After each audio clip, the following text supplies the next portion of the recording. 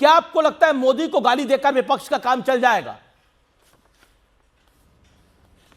देखिए अमीश भाई, हम लोग वैचारिक रूप से मतभेद हो सकते हैं किसी भी दल के, लेकिन जब बात देश के माननीय प्रधानमंत्री जी की आती है तो मुझे लगता है कि सबको सम्मान करना चाहिए। और सवाल सिर्फ प्रधानमंत्री जी का नहीं है। हम आप जिस सभ्य समाज में रह रहे हैं उसमें हम लोग अपने किसी को भी, किसी आम आदमी को, अपने दुश्मन के बारे में भी ये नहीं बोल सकते हैं कि उसकी कब्र खुदेगी। मुझे लगता है कि कांग्रेस की बड़ी लीडरशिप ने इसको मना किया है। कांग्रेस के कार्यकर्ताओं ने, जो महिला सभा के अध्यक्ष आप बता रहे हैं, उन्होंने इस तरीके की बात अगर कही है तो ये बात शोभनीय नहीं है। पर पहली बार नहीं है ना। और सब पर सुनील यादव जी, ये बात पहली बार नहीं है ना, कई बार हो चुका है ऐसा। देखिए अमीश भाई, मैं कह रहा हूं, एक बार हो, 10 बार हो, 1000 बार हो, गलत बात गलत होती है। आप लड़ाई, वैचारिक लड़ाई लड़िए, मुद्दों की लड़ाई लड़िए, वोट चोरी की बात करिए, हम लोग भी कर रहे हैं। आप चुनाव आयोग पर सवाल खड़ा करिए कि भाई चुनाव आयोग एक पक्षा नहीं सुन सकता, हमारी भी उसको सुननी पड़ेगी। अगर हमने कोई एप्लीकेशन दी है, हमने बिल्कुल आपकी बात है, चुनाव आयोग को तो सबकी सुननी चाहिए, हमको भी लेकिन बड़ी खबर प्रधानमंत्री को अपशब्द के मामले में सदन में जोरदार हंगामा। दोनों सदनों में बीजेपी ने हंगामा करा। इससे ज्यादा शर्मनाक कुछ नहीं हो सकता। रिजिजू ने कहा कांग्रेस को सदन में माफी मांगनी चाहिए। यह बीजेपी राष्ट्रीय अध्यक्ष जेपी नड्डा ने बोला। यह बड़ी खबर है। बीजेपी ने दोनों सदनों में इस मुद्दे को उठाया है और इस मुद्दे को लेकर कांग्रेस से माफी की मांग करी है। हालांकि प्रियंका गांधी वाड्रा और केसी वेणुगोपाल ने जरूर इस पर सफाई दी है। मैं सीधा रुख करता हूं आलोक शर्मा का। आलोक शर्मा, नरेंद्र मोदी की मृत्यु कामना, मोदी तेरी कब्र खुदेगी, क्या आपको लगता है कि इससे बचना चाहिए था अगर एक गलती से भी हुआ है तो? अमीश जी, बिल्कुल बचना नहीं चाहिए था। इस तरह की शब्दावली का इस्तेमाल नहीं होना चाहिए। बिल्कुल, पहले भी जिस तरह की शब्दावली का इस्तेमाल हुआ, मैंने आप ही के चैनल पर कंडेम किया था। जब बिहार में एक व्यक्ति आया जो भाजपा का था और मंच का दुरुपयोग करके जिस तरह से उसने मोदी जी को एक अभद्र गाली दी, उसका भी पूरी तरह से हमने खंडन किया था कि ये चीज़ संभव नहीं है, ये नहीं होनी चाहिए। लेकिन दुर्भाग्य ये भी है कि पिछली बार जिस बिहार के व्यक्ति ने की गाली दी थी, वो व्यक्ति जेल में गया, लेकिन आज तक उसके परिवार वाले भी उससे नहीं मिल पा रहे हैं, क्योंकि बाद में वो बीजेपी का व्यक्ति निकला। जहाँ तक बात कल की महिला की बात है, मैं पूरी तरह से घोर निंदा करता हूँ, भर्त्सना करता हूँ और मैं अपने हाईकमान से भी रिक्वेस्ट करना चाहूँगा कि इस तरह के लोग जो अभद्र शब्द का इस्तेमाल करते हैं उनको बिल्कुल पार्टी से बाहर कर देना चाहिए।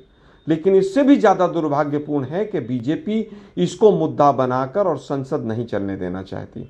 मैं बार बार अपनी मीटिंग्स में भी कहता हूं कि इस तरह की शब्दावली से बीजेपी को मौका मिलता है और गोदी मीडिया को भी मौका मिलता है कि आज जिस तरह से मुद्दे इतने बड़े बड़े थे कि पॉल्यूशन है और तमाम चीज़ें हैं, उनको सबसे बचकर भागने का मौका मिल गया। दुर्भाग्यपूर्ण है, नहीं होना चाहिए। इस महिला के ऊपर एक्शन होना चाहिए, ये मेरी अपनी निजी राय है। लेकिन ऐसा तो नहीं है कि पहली बार हुआ। इससे पहले भी मोदी तेरी कब्र खुदेगी के नारे लगाए गए। हमने देखा फ्लाइट वहां चल रही थी, फ्लाइट के बाहर, और मैं आपको आज से 2 साल पहले ऐसा दोबारा हुआ, पहले हुआ था। देखिए, मुझे लगता है कि किस किस ने क्या क्या कहा आज का वो विषय नहीं है। नहीं, पर विषय तो यही है, किस किस की मां को गालियां दी हैं जी। अरे सुनो ना यार अमीश जी, आप एक शो करा सकते हैं मोदी जी ने किस किस को गालियां दी। नहीं, मैं तो सुन ही रहा हूं आपकी बात, लेकिन आप एक गाली भी तो सुना रहे हैं ना। एक मिनट सुनो भाई, मैंने जब स्पष्ट शब्दों में एक बात कह दी कि बिल्कुल इस महिला के ऊपर एक्शन होना चाहिए और जहां तक मेरी इंफॉर्मेशन है एक्शन होगा जल्दी, लेकिन उसको इशू बना के संसद को नहीं चलने देना, यह भारतीय लोकतंत्र का खोखलापन है। ये बीजेपी का खोखलापन है कि आप एक इशू को लेकर और संसद को नहीं चलने देना चाहते हैं। जब क्लैरिफिकेशन मीडिया इंचार्ज का आ गया, हमारे जनरल सेक्रेटरी ऑर्गेनाइजेशन का आ गया, प्रियंका जी ने कह दिया, मतलब और क्या चाहती है बीजेपी। लेकिन दुर्भाग्य ये है कि मोदी जी को अपना विक्टिम कार्ड, लेकिन आप बोल रहे हैं कि कार्रवाई होगी, लेकिन मैं प्रियंका वाड्रा को कोट कर रहा हूं। क्या बोला आलोक जी, आपने अपनी बात को रखा, मैं कोट कर रहा हूं, विषय पे नहीं जाना चाहता हूं। मैं प्रियंका वाड्रा जी को कोट कर रहा हूं, मेंबर ऑफ पार्लियामेंट है, कांग्रेस पार्टी की वरिष्ठ नेता हैं। प्रियंका वाड्रा, गांधी वाड्रा कह रही हैं कि किसी ने कहा किसने कहा यह सब हमें तो मालूम ही नहीं है, मंच पर तो ऐसा कुछ नहीं हुआ है। केसी वेणुगोपाल कह रहे हैं पूरी तरह से बेबुनियाद है, ड्रामा कर रहे हैं, हमारी रैली की सफलता को देखते हुए ऐसा कुछ नहीं हुआ, तो वो तो डिनाई कर रहे हैं। मतलब लाइव तस्वीरें आ रही हैं, मंजू जो कि महिला का नाम है मंजू लता मीणा, उन्होंने और उनके ग्रुप ने गाली निकाली और आपकी लीडरशिप डिनाई कर रही है। दोनों चीजों में फर्क है। सुनो, उन्होंने कहा कि मंच से कुछ नहीं हुआ, सच्चाई है मंच पे कुछ नहीं हुआ है, लेकिन क्या बीजेपी के कार्यकर्ता ने मोदी जी को मां की गाली दी? बिहार में बीजेपी ने आज तक माफी मांगी है? ये आप कह रहे हैं वो कार्यकर्ता हमारा कांग्रेस का मंच था जहां मोदी को मां की गाली दी गई। अरे भाई, मंच पे कोई चढ़ के अगर बीजेपी का कार्यकर्ता गाली देकर जा रहा है तो क्या कांग्रेस ने गाली दे दी? कहां से प्रूव हुआ वो बीजेपी का कार्यकर्ता था? और हमें नहीं पता कि वो 100% बीजेपी का कार्यकर्ता था। आपको नहीं पता क्या इस बात का? नहीं पता। अरे तमाम लीडर्स के साथ फोटो है उसके, कांग्रेस के किसी एक लीडर के साथ फोटो नहीं थे उसके, और वो जेल में है भी कि नहीं किसी को नहीं पता है। ओके, सत्यप्रकाश अगर आपको पता हो तो बता दीजिए कि उसकी जमानत हुई है कि नहीं। Satyaprakash Mishra wants to respond. Okay, Congress का ये चालाकी भरा एक कल्चर पैदा हो गया है। खबर है कि जिस कांग्रेस का सबसे बड़ा, आलोक जी, दरवाजे से दुबई भागा दिया है बीजेपी ने। आलोक जी, कांग्रेस का जो सबसे बड़ा नेता है वो यदि मोदी जी को मंच से कहता है कि डंडा पड़ेगा मोदी जी, तो उसका कार्यकर्ता फिर उसका अनुसरण करेगा। ये नया कल्चर कांग्रेस ने अपने यहां शुरुआत की है। वो कहते कार्रवाई हो गई, तो पहली बार जब एयरपोर्ट पे मोदी जी देश के प्रधानमंत्री थे, जब एयरपोर्ट पर कब्र खुदे की नारा लगाया, उसमें पवन खेड़ा जी, सुरजेवाला जी, बड़े बड़े नेता थे, क्या कार्रवाई कर दी भाई आपने? कोई कार्रवाई नहीं हुई। अभी जिन महिलाओं ने ये लगाया है, हिम्मत तभी हुई है जब उसका नेता प्रधानमंत्री को गाली दे रहा है लगातार।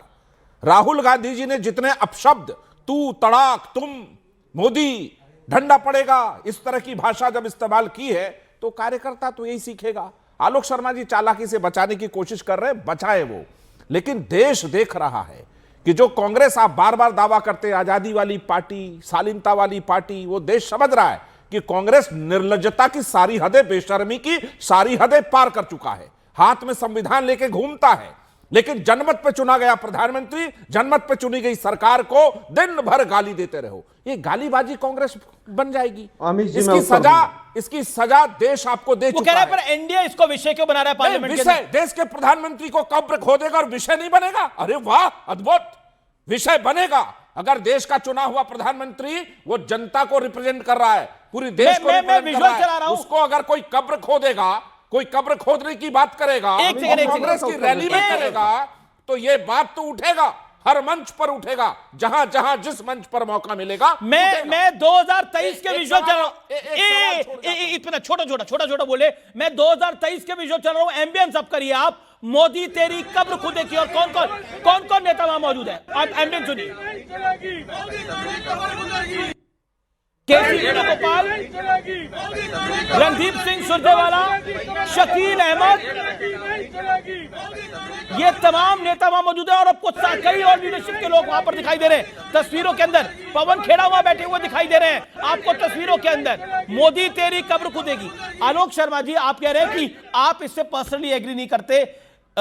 ये आपका बड़प्पन है कि आप कह रहे हैं कि आप इससे पर्सनली एग्री नहीं करते, लेकिन जब आपकी पार्टी की हायर लीडरशिप बैठी हुई है एक जगह पर जहां पर इस तरह के नारे लगाए जा रहे हैं, ये मैं साल 2023 की बता रहा हूं, 2025 मंजू लता मीणा वाली बात पर तो अभी नहीं आया हूं, लेकिन ये पुरानी वाली मैं विजुअल दिखा रहा हूं, उसमें तक इसी तरह की बातें की जा रही हैं। मैं उत्तर देता हूं। ओके, मैं उत्तर दे दूं अमित जी? जी आलोक जी। देखिए, एआईसीसी का मेंबर था केवल वो व्यक्ति, एक साधारण मेंबर था, और उसको शो कॉज नोटिस देके उसको पार्टी से बाहर किया गया।